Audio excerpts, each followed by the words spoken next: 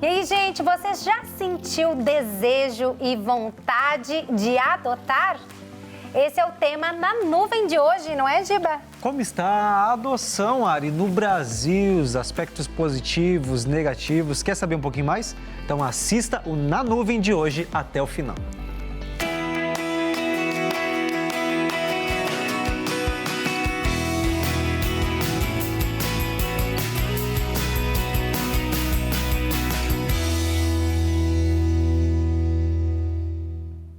Na Nuvem está no ar e hoje, gente, um tema lindo. Maravilhoso, um tema que eu amo falar.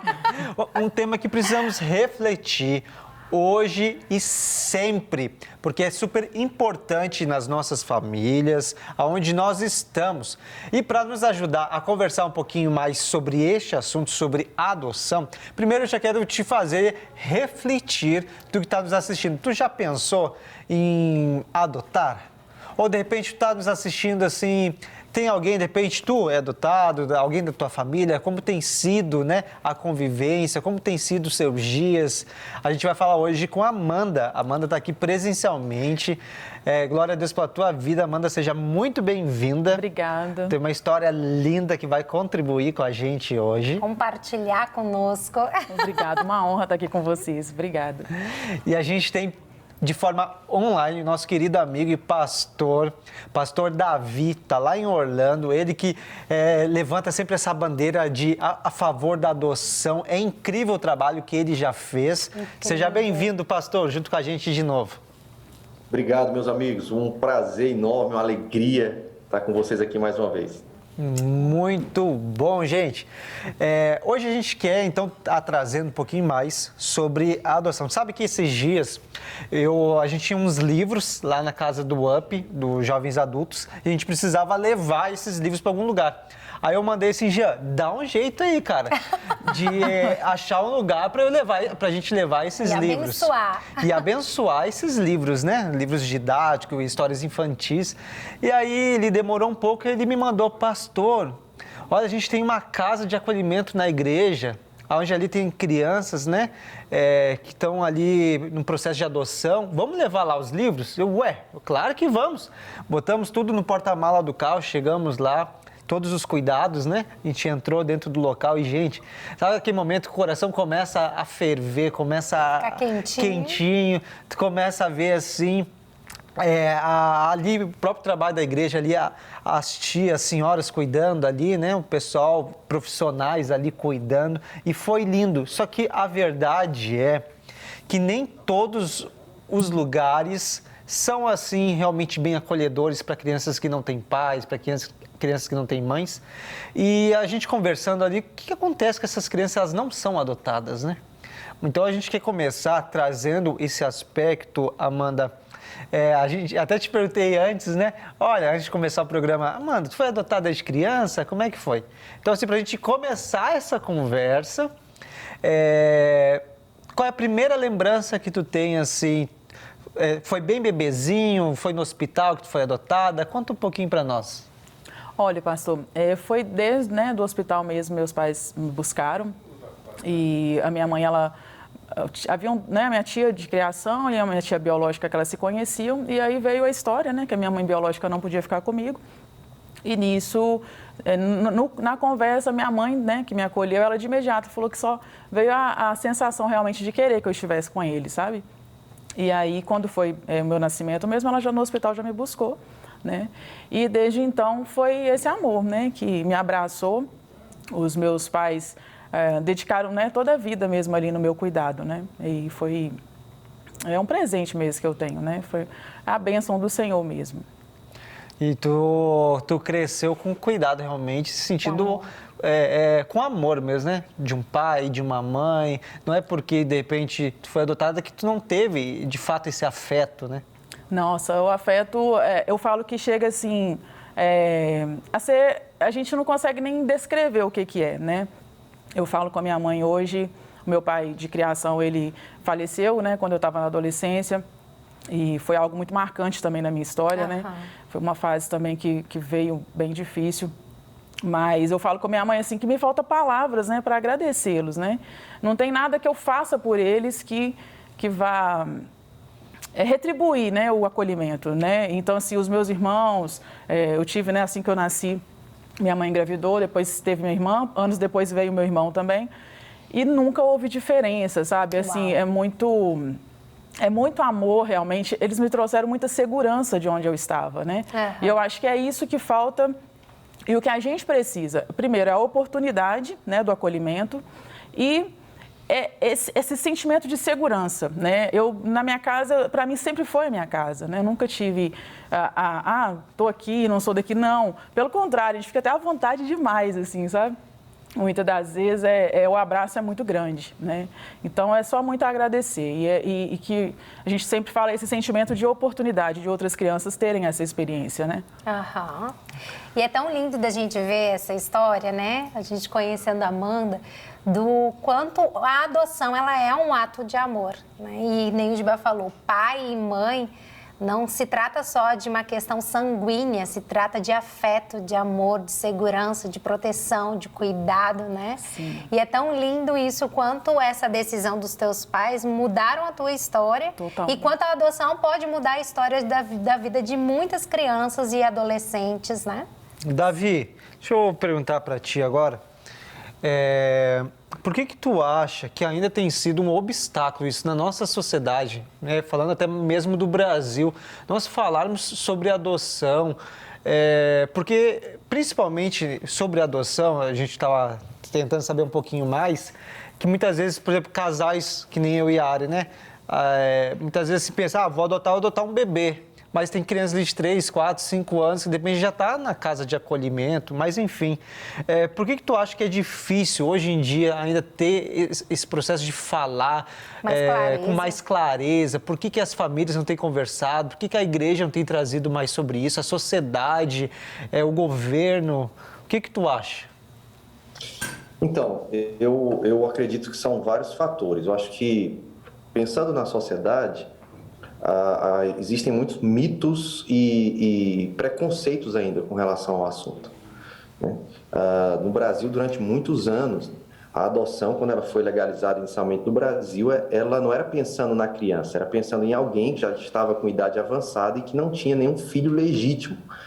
Então, era pensando nesse adulto, para não ter os seus últimos dias sozinhos ou não ter para quem deixar a sua herança. Sabe, no Nordeste, por exemplo, a adoção, na verdade, era só você pegar uma criança do interior ou a filha da secretária, aí você botava para morar num quartinho ali atrás para ter mais um funcionário dentro de casa. Então, muitas pessoas ainda têm dentro da igreja, por exemplo, o preconceito de falar que, mas aí eu vou adotar e a maldição hereditária, né? Eu não sei que carga genética, hereditária, espiritual essa criança vai trazer. Então, acho que são muitos mitos e preconceitos que existem ainda.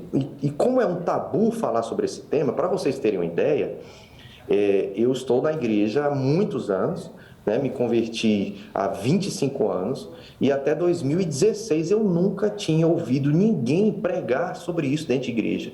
Nunca tinha ouvido ninguém falar sobre isso em escola bíblica, nenhuma conferência, nada. Até que eu mesmo, recém-chegado dos Estados Unidos no Brasil, fui convidado para falar sobre justiça social. E aí eu falei sobre a questão do direito da criança e do adolescente, né?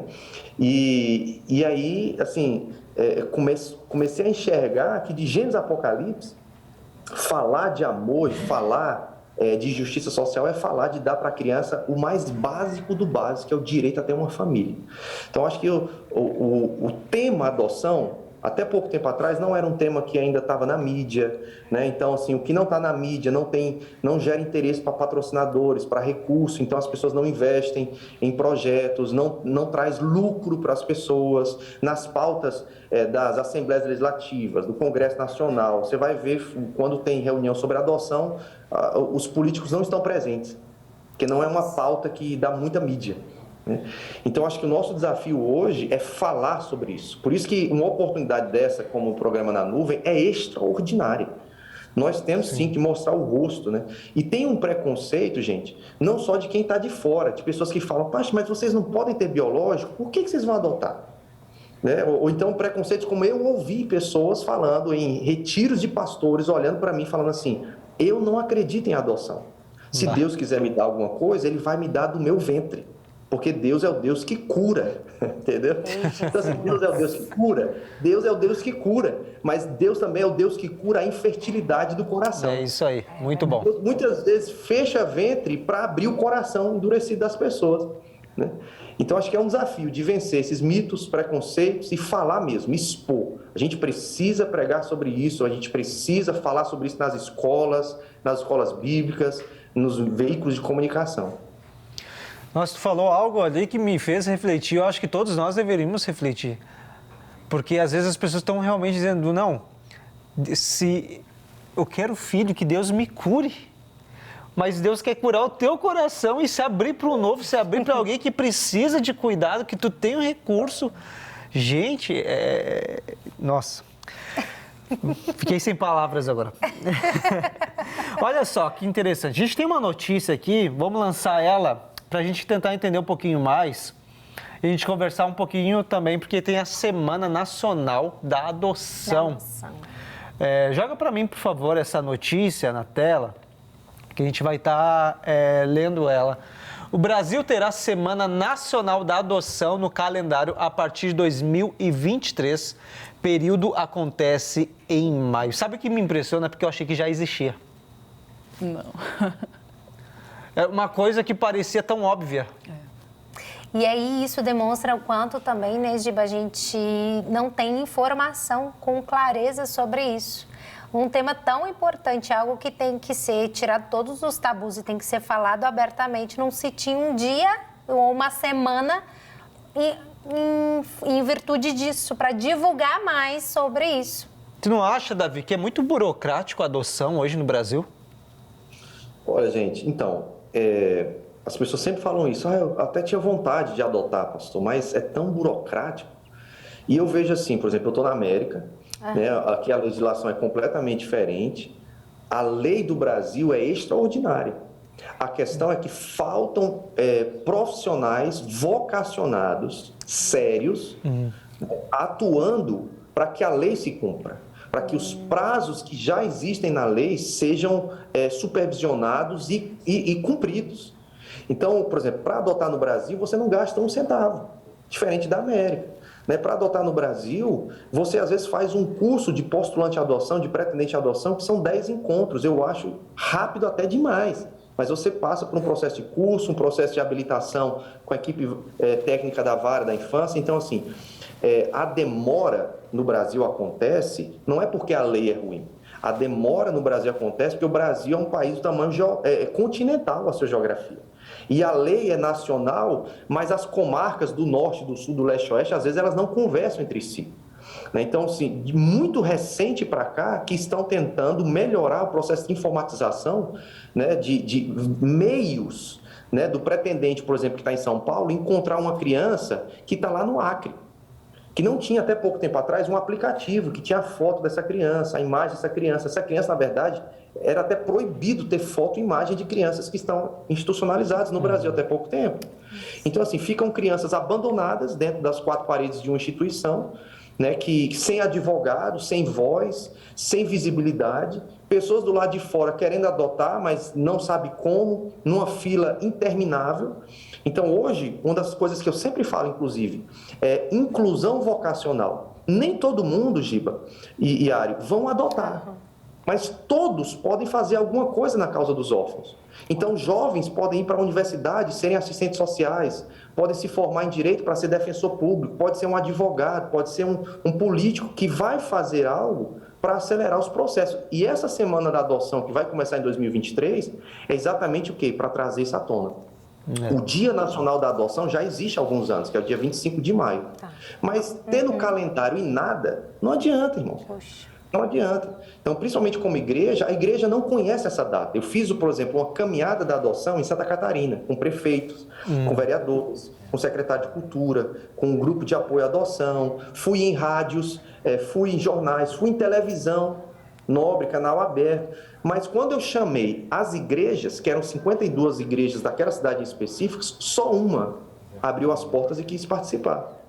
Porque o pastor daquela igreja era um pai por adoção. Né? Então, a igreja que prega o amor, que fala que Deus é pai, a igreja ela não sabe que ela foi adotada ainda. Então, ela precisa conhecer essas datas, né? A igreja precisa, para ter voz de influência na sociedade, não basta só abrir a Bíblia, ela tem que entender que a Bíblia ela responde a crises da sua geração. Ela precisa entender e precisa, de forma intencional e estratégica, utilizar essas datas. Por que não a igreja fazer algo durante uma semana, nessa semana de adoção? Será que a igreja está disponível para parar os seus outros eventos, talvez tão importantes, e levantar essa bandeira? Que Tiago 27 diz que a pura e imaculada religião é cuidar dos órfãos? É verdade. Muito bom e muito reflexivo. A gente quer ouvir um pouquinho tu, Amanda. Na escola, na época de escola, na época ali da adolescência, tu foi enfrentando algum preconceito? Os teus colegas sabiam que tu era adotada? Tu sempre falou isso abertamente? Ou teve um momento da tua vida que tu disse, não, eu vou guardar esse segredo para mim, porque de repente isso não está bem resolvido e agora eu vou começar a abrir? Isso aconteceu em algum momento? Virou alguma chave em algum momento? Olha, para mim não, porque eu acho que foi muito natural o processo. Para eu saber, né, como os meus pais desde criança, né, porque a gente começa a olhar a identificação, né, olha, eu não pareço, né, você está no seio familiar ali, você não parece com ninguém.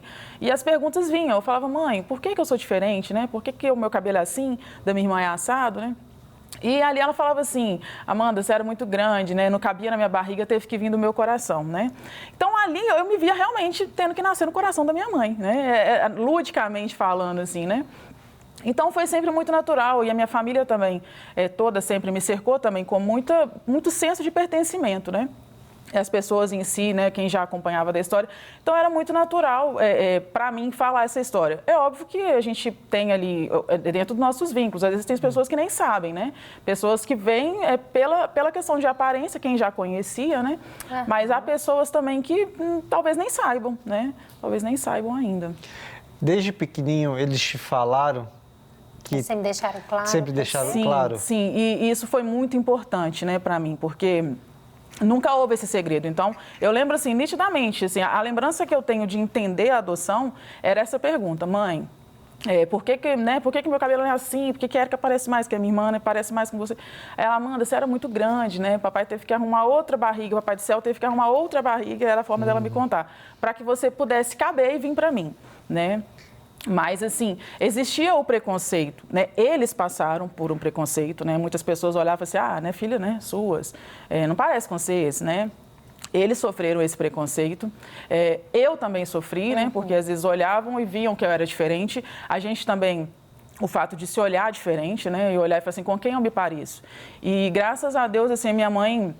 Ela sempre me deu essa liberdade, né? Igual eu falo, depois veio a ausência do meu pai. Foi exatamente nesse período como as perguntas começaram. Como é que foi para ti? Porque tu sentiu em algum momento a rejeição, a dor da rejeição? Ô, pastor, eu vou te falar assim, a dor da rejeição, diretamente assim, vamos dizer, no acolhimento que eu recebi, não. Mas a gente faz muitas perguntas, né? A gente se questiona muito, né? São essas coisas de identificação, acho que da identidade mesmo, né? E é o que eu falo, que esse fato de ter sido sempre muito aberto para mim, me facilitou buscar essas respostas, né? Então, quando eu falei, mãe, eu quero conhecer, né? Eu quero conhecer a minha história, eu preciso saber a minha história. E nunca houve da minha mãe nenhuma resistência a isso, pelo contrário, foi ela que me ajudou, né? Num tempo que não existia rede social, né? E a gente naquela busca não tinha respostas, mas a minha mãe foi quem encontrou e me ajudou a juntar esse quebra-cabeça, sempre ela do meu lado, com muito entendimento, muita sabedoria, muito amor e me dando essa liberdade. Então, eu conheci a minha família biológica, né? Tive a oportunidade, em relação à minha mãe biológica, assim, graças a Deus também, assim, tenho total... tranquilidade em relação a isso, porque ela também veio de uma história muito difícil, né? Não foi opcional ali, foi a condição, né? Uma jovem também, já vi uma criança com ela, naquele tempo tudo muito mais difícil, né? Sim. Então, para ela doeu também essa doação, né? Mas não tinha outra opção, ela não teria outra opção, né? E aí hoje é o que eu falo assim, eu tenho a oportunidade de ter o perdão, para mim não ficou nada, né? Porque eu creio que a minha história, o autor da minha história é o Senhor, né? Então, ele tem a forma de trabalhar. E quando a gente coloca a perspectiva e tudo isso foi a forma de Deus e a gente vê a revelação de Deus na nossa vida, é saber que Ele é que escreveu a minha história. A forma como as coisas aconteceram, elas fazem parte do propósito dele na minha vida também.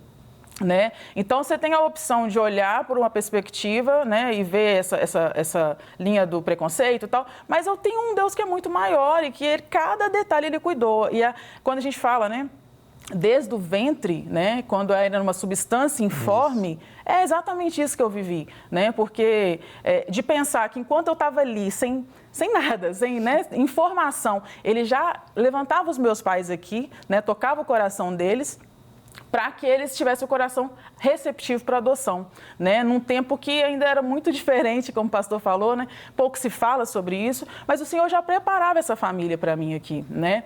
E eles tiveram esse coração disponível para me receber. E hoje tudo que eu faço e tudo que eu sou, eu devo aos meus pais, a Deus em primeiro lugar, e aos meus pais que me deram essa oportunidade, né? Eu falo sempre com minha mãe isso, eu falo assim, eu tenho que agradecer, né? E viver os planos do Senhor da forma como Ele escreveu para mim, né? Tu adotaria hoje?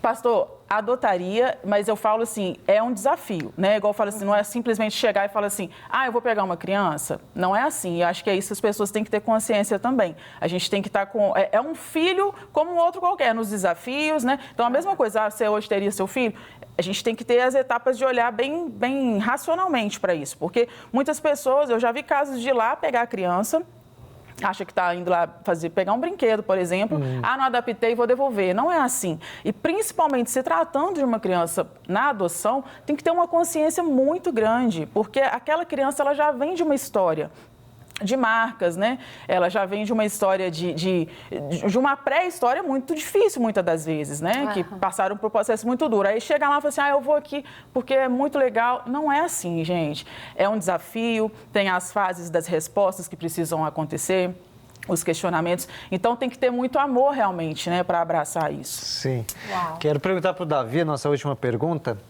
Davi, a gente já ouviu falar... até perguntei num centro, esse centro que eu citei, né, que a gente foi lá levar os livros, porque muitas vezes tem a família que adota a criança, só que eles têm um medo que os pais biológicos entrem com o processo e mudou de ideia e tire a criança, que a família já criou um afeto. E um carinho. Tu acha que é assim mesmo? Eu sou meio ignorante nesse assunto, vamos dizer assim, eu não tenho muito entendimento. Então, Giba, principalmente depois de 2009, né, com a Lei Nacional de Adoção, isso mudou muito. Né? E de lá para cá vem se construindo uma educação e uma cultura em torno desse assunto, a adoção legal. Né? Então, hoje, quando uma criança é levada para uma casa de acolhimento, até ela estar disponível para uma família substituta por meio da adoção, teoricamente, pela lei, era para levar até 2 anos. Quando essa criança está disponível para adoção, é porque a família de origem já perdeu o poder, o pátrio poder sobre essa criança. Então, a família que legalmente adotar essa criança não corre risco nenhum dessa família de origem requerer a guarda dessa criança. Então, o casal que está assistindo a gente, se você entrar pelos meios legais, quando você adotar sua criança, na certidão de nascimento dela vai ter o seu sobrenome. E ninguém, é segredo de Estado o processo, inclusive, ninguém vai poder requerer essa criança de volta. Então, assim, é muito seguro no Brasil esse processo. Nossa, muito bom e muito esclarecedor. Pastor Davi, muito obrigado pela tua presença, pelo teu esclarecimento. Obrigada. A gente já pediu 1 hora de programa aqui, tem que dar mais meia hora, gente. Meia hora é pouco, não tem como. Vou ter então aqui que posso ter as minhas considerações finais? Pode. Eu quero louvar a Deus por essa oportunidade. Né? Nós temos 2 filhos, o Rafael de 7 anos, que é o nosso texano chassi de cearense, e temos a Cleo, que é a nossa cearense, que é a nossa filha do coração. Nós adotamos a Cleo quando ela tinha 4 dias de nascida, né? E a gente simplesmente foi transformado pela experiência sobrenatural da adoção. Uau. Eu digo que eu era um pastor desviado e não sabia, porque eu tinha muito preconceito com a adoção, até que Deus, através da oração da minha esposa, mudou completamente meu coração, e com quase 10 anos de casados, não éramos inférteis, nós decidimos adotar a Cleo. Então, assim, a chegada da Cleo na nossa casa completamente foi sobrenatural pelos meios legais, mas principalmente mudou a nossa concepção de evangelho, de vida familiar. Então, hoje, com muito prazer, a gente aceita convite para estar aqui na Nuvem falando sobre esse assunto, que mais do que um movimento, mais do que uma mensagem, mais do que qualquer outra coisa, é a nossa vida. A adoção é uma escolha diária de amar. Uau. Muito bom. Nos inspira, né? Tua história nos inspira, a história da Amanda nos inspira. Obrigada. Muito obrigado, pastor Davi. Muito obrigado, Amanda, por estar aqui com a gente também. Gente. Por abrir a tua história, né? Obrigada. E para, né, os casais que ainda não decidiram, né, as famílias que ainda têm, que tem o coração receptivo, né, para isso, Deus, às vezes, ele só precisa de alguém para cumprir um propósito dele aqui na Terra, né? E que esses casais que ainda não se decidiram, que têm o coração, né, que eles possam ser tocados e possam estar disponíveis para a obra do Senhor, que ele precisa que cuide de um filho dele, não é um filho de qualquer outra pessoa, é um filho dele, né? Amém. Gente, na Nuvem tá chegando ao final. Eu tô aqui emocionada, porque é um tema tão lindo, né? A adoção é um gesto de amor, né? Então, que você possa ter o seu coração restaurado nisso, porque todos nós, em primeiro lugar, fomos adotados por Deus, né? Então, a adoção é um gesto de amor. Tô aqui emocionada com tão lindo, tanto o testemunho do pastor Davi quanto da Amanda. Vocês inspiram a gente, com certeza. E vamos falar sobre isso, gente. Deus abençoe vocês. Na Nuvem fica aqui e até a próxima. Tchau, gente. Tchau, gente.